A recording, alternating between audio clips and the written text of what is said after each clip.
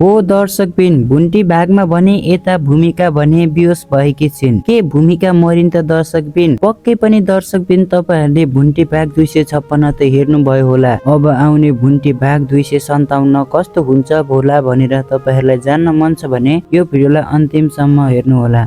र यस भिडियोमा चाहिँ हामी तपाईहरुलाई के भूमिका साँच्चै मरेकी हुन् त भन्ने बारेमा पनि बताउने वाला, त्यसैले भिडियोलाई अन्तिमसम्म हेरिदिनु होला।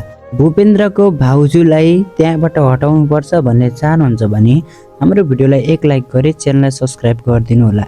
गत साता गएको सिरियलमा भने यता भूमिकाको बोयफ्रेन्डले अर्को केटीलाई ल्याएपछि चाहिँ यता भूमिका र त्यो अर्को केटीको भने झगडा पर्न थाल्छ।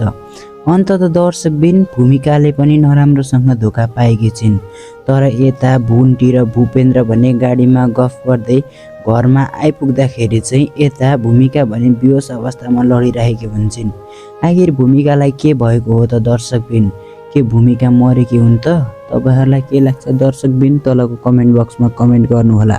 हामी मिल्नेछौँ अर्को रिभ्यू भिडियोमा। त्यतिन्जेलको लागि बिदा हुन चाहन्छु। धन्यवाद।